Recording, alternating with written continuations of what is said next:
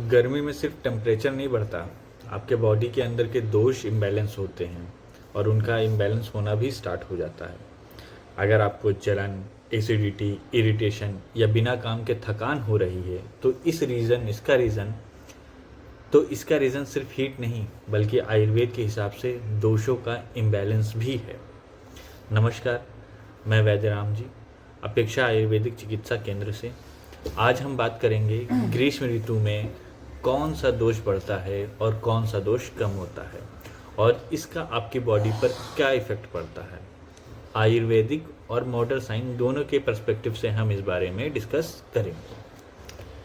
तो सबसे पहले जो बेसिक कॉन्सेप्ट समझना ज़रूरी है वो ये है कि अकॉर्डिंग टू आयुर्वेद हर ऋतु में दोष का एक नेचुरल साइकिल होता है, जिसे कहते हैं संचय मतलब एक्यूमुलेशन, मतलब जिसे कह सकते हैं सिंपल लैंग्वेज जमा होना, प्रकोप जिसे एग्रीवेशन कहते हैं, जिसे कहते हैं कुपित होना, और शमन मतलब कि अपनी साम्य अवस्था में मतलब नॉर्मल अवस्था में वापस आना।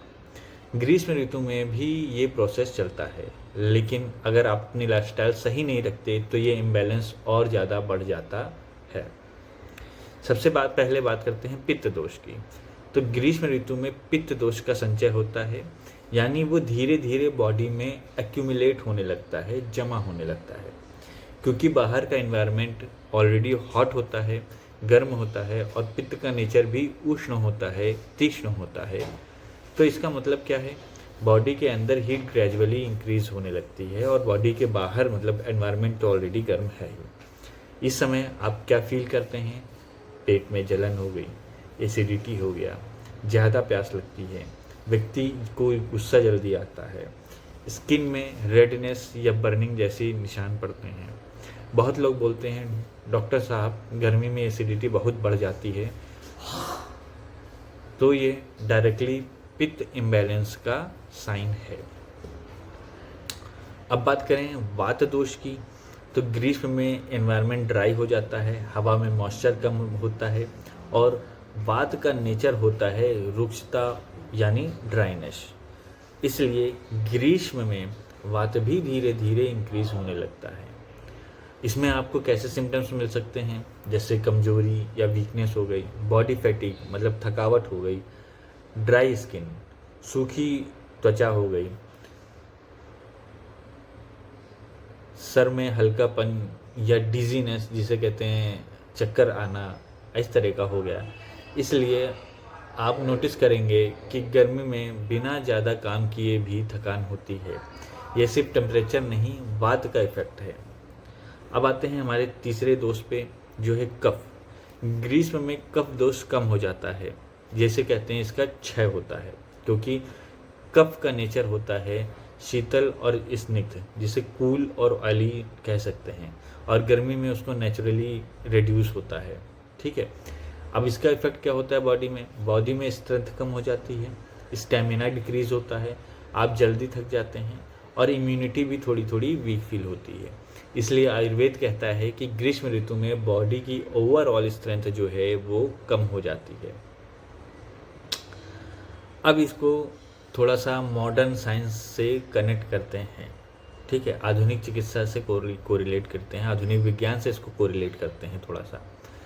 तो सबसे पहले जब टेम्परेचर आपका हाई होता है तो बॉडी की एक्सेसिव स्वेटिंग स्टार्ट कर देती है। स्वेटिंग के साथ साथ क्या होता है, वाटर लॉस होता है, इलेक्ट्रोलाइट लॉस होते हैं जैसे सोडियम और पोटेशियम। इसका रिजल्ट क्या मिलता है, वीकनेस, फटीग, हेडेक और लो एनर्जी।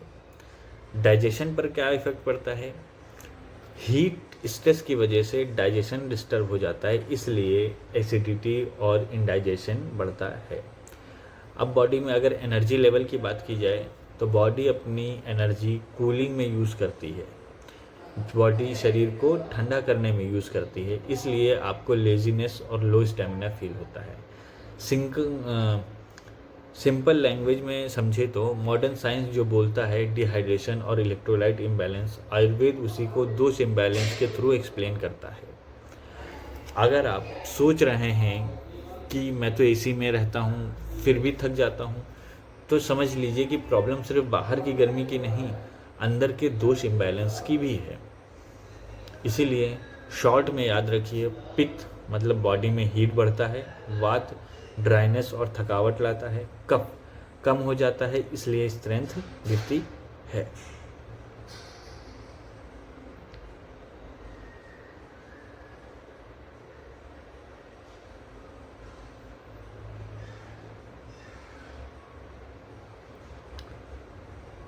तो इस वीडियो में मैंने आपको दोष और बॉडी में क्या इफ़ेक्ट होते हैं ये बताया।